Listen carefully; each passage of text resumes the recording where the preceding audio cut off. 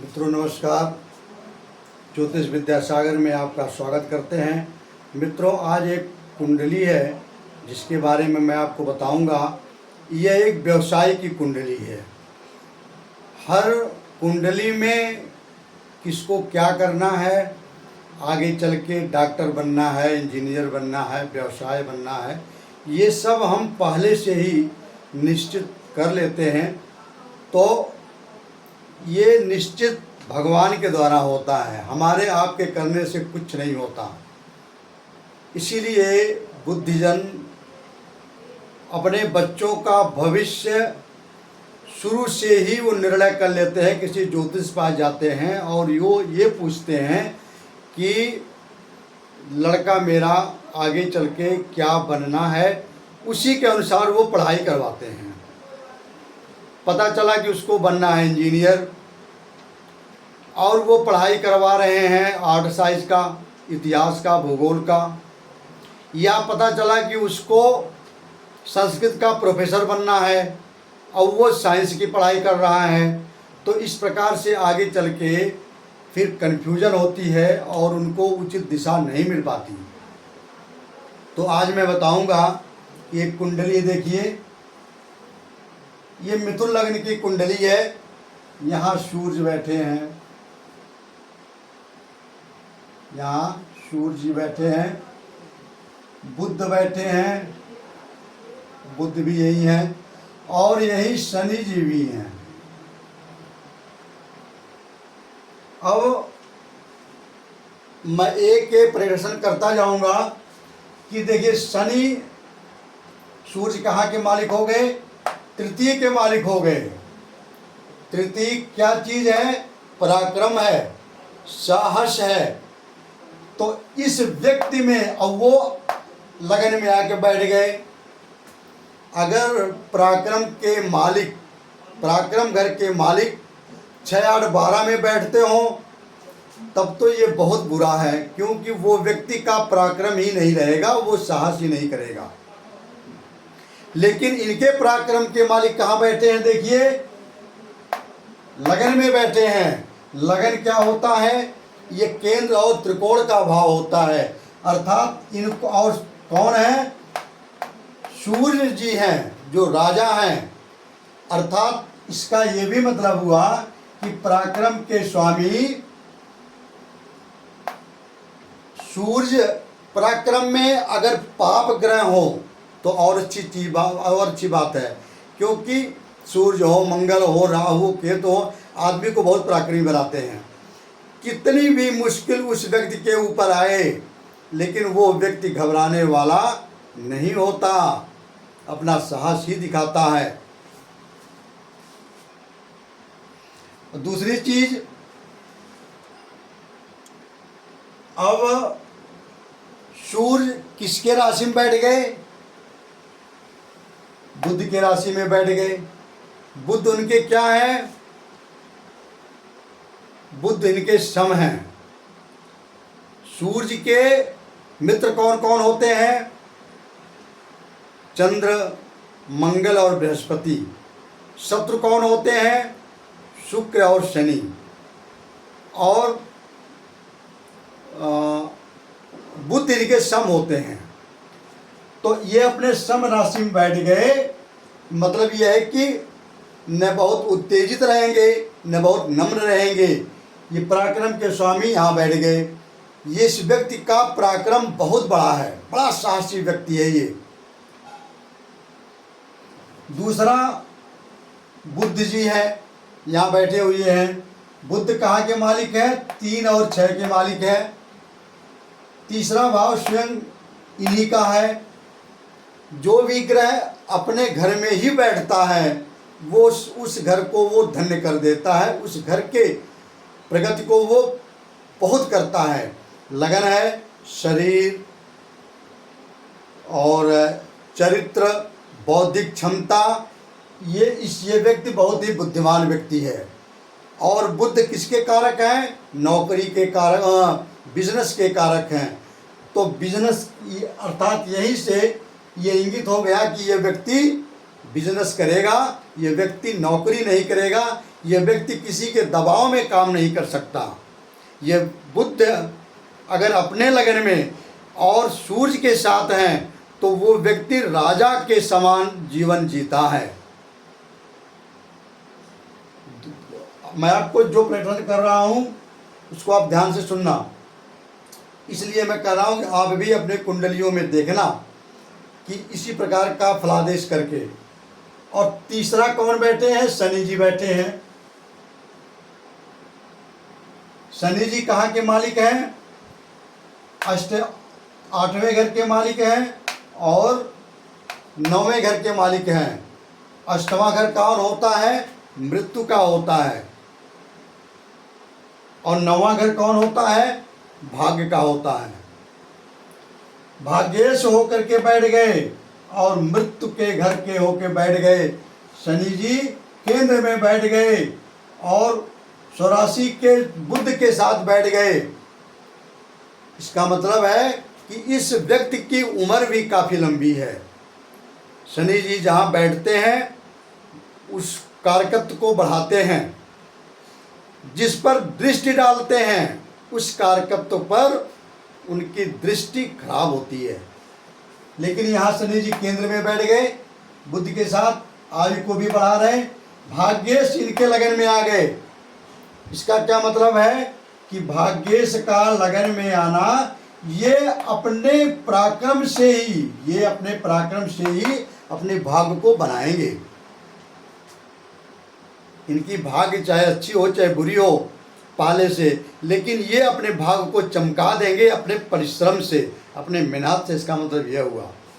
अब देखिए दूसरे में इनके मंगल जी बैठे हैं। ये बड़ा सफल व्यावसायिक है, इसीलिए मैं आपको समझा रहा हूँ कि व्यवसाय की कुंडली कैसी होती है। मंगल जी बैठ गए। मंगल जी कहाँ के स्वामी होके बैठ गए? लाभेश के स्वामी होके बैठ गए और छठेश के स्वामी होके बैठ गए। और मंगल जी अपने नीच राशि में बैठ गए। ये क्या है? ये धन का है। क्या चीज़ है ये धन का घर है, वाणी का घर है। तो मंगल जी अगर यहाँ बैठ गए अपने नीच के घर में, कर्क में मंगल जी नीच के हो जाते हैं। मंगल जी अपने नीच के घर में बैठ गए और छठेश के स्वामी होके बैठ गए। मतलब छठा घर रोग रिप ऋण का होता है। अगर छठेश के स्वामी धन में बैठ गए नीच का होकर के, तो धन तो आएगा लेकिन बड़े मेहनत के बाद आएगा और कलेश भी बहुत होगा, उनका धन खर्च भी बहुत होगा। कुछ झगड़ों में, कुछ लड़ाइयों में, कुछ किसी प्रकार से। अच्छा, और कहाँ के स्वामी है मंगल? लाभेश के स्वामी हैं। लाभ भी देंगे, कलेश होने के बाद भी मंगल धन में हमेशा लाभ ही देंगे। वो व्यक्ति लाभान्वित ही रहेगा सब कुछ होने के बाद। मंगल शक्ति के देवता हैं और मंगल शक्ति इतनी शक्ति है कि एन केन प्रकारेण वो धन पैदा करेंगे। खर्च बेशक हो जाए लेकिन प्रॉफिट में ही रहेंगे। अच्छा,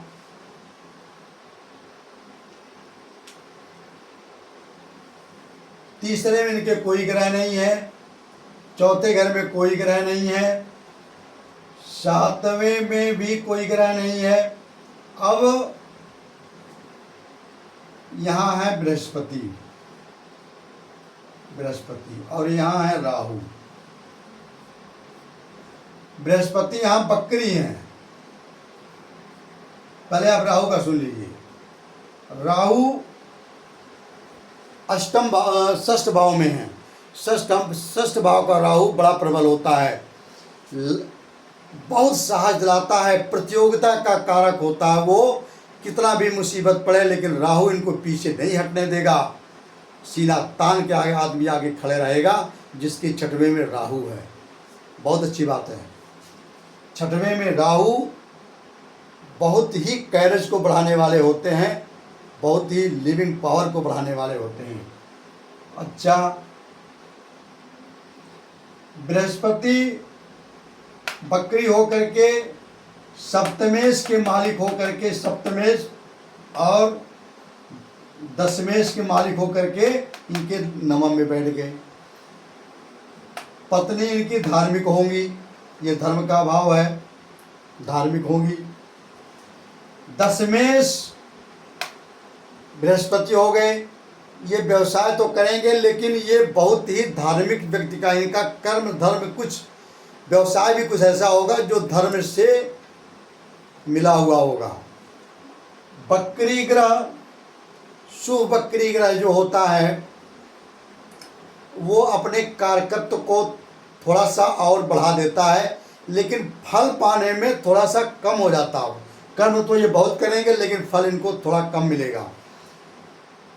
यहाँ 2 केंद्रों के मालिक हो गए बृहस्पति, केंद्राधिपति दोष इनको लग गया, इसलिए बृहस्पति भाग्येश में तो हैं लेकिन भाग को उजागर करने में इनका योगदान तो रहेगा लेकिन फल उतना नहीं दे पाएंगे। बृहस्पति पंचम दृष्टि से शनि को देख रहे हैं, लगन को देख रहे हैं, सूर्य को देख रहे हैं, बुध को देख रहे हैं। लगन पर किसी शुभ ग्रह की दृष्टि पड़ती हो मित्रों तो वो लगन और भी शुद्ध हो जाता है। शनि जी थोड़ा सा यहाँ इनको खराब कर रहे हैं क्योंकि शनि जी पाप ग्रह हैं। सूर्य और शनि दोनों शत्रु हैं, एक ही घर में बैठे हैं।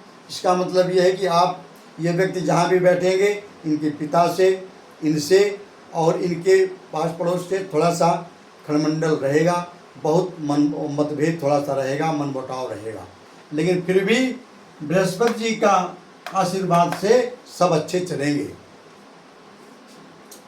यहाँ इनका चंद्रमा है। अब चंद्रमा देखिए, चंद्रमा और मंगल का स्थान परिवर्तन हो रहा है। ये धन भाव है, ये भी धन भाव है, ये लाभ भाव है। अगर द्वितीयेश और एकादशेश की संबंध बनता है तो धन योग बनता है। यह व्यक्ति काफ़ी धनी है, काफ़ी पैसे वाला है। तो चंद्रमा जो मंगल के घर में है और मंगल चंद्रमा घर में है, ये बड़ी अच्छी चीज़ है, लेकिन ये थोड़ा सा क्लेश यहाँ से होता है इसलिए कि ये अपने नीच के हैं और थर्स्टेज के भी स्वामी हैं, इसलिए ये थोड़ा यहाँ धन संबंधी इनको बड़ी स्ट्रगल करनी पड़ेगी और इनका धन बहुत सारे बर्बाद भी होंगे। लेकिन चंद्रमा और मंगल का स्थान परिवर्तन, द्वितीय और एकादश का स्थान परिवर्तन इनको धन योग बनाता है। अच्छा, इनके 12वें घर में शुक्र है, अपनी ही राशि में है, केतु भी यहाँ है।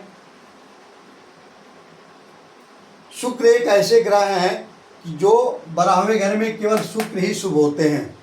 12वें घर के शुक्र, उसमें कारण क्यों शुभ होते हैं कि शुक्र पत्नी का कारक होता है और 12वां घर पत्नी का बेडरूम होता है। तो पति पत्नी के बेडरूम में किसी प्रकार का मतभेद नहीं रहेगा, ये इनका दाम्पत्य जीवन बढ़िया चलेगा, इनकी पत्नी हमेशा इनके साथ रहेगी। शुक्र शुभ ग्रह है। अगर वृषभ राशि में है, अपनी राशि में है, तो वो व्यक्ति सुंदर होगा, धनाढ्य होगा, सारे सुख सुविधा से परिपूर्ण होगा। केतु जैसे यहाँ राहु 6वें घर में शुभ है, उसी प्रकार केतु 12वें घर में शुभ होता है। केतु मोक्ष का कारक होता है। अंत में इस व्यक्ति को केतु मोक्ष की तरफ भी ले जाएंगे। मित्रों, इस प्रकार से मैंने कुंडली के 12 ग्रहों का आपको प्रदर्शन बता दिया और आगे इसी प्रकार से हम बताते रहेंगे। कुंडली आप इसको ध्यान से देखना, ये इसी प्रकार से प्रदर्शन हम करते हैं। हाँ, आगे अभी इसके बारे में मैं कुछ और बताऊंगा, कौन नीच का है, कौन हस्त है, कौन अपने मित्र के राशि में है, कौन स्वराशि में है। इस प्रकार से अभी मैंने इनका प्रदर्शन नहीं किया है, तो वो मैं अगली वीडियो में बताऊंगा। मित्रों नमस्कार, धन्यवाद, आपका दिन शुभ हो।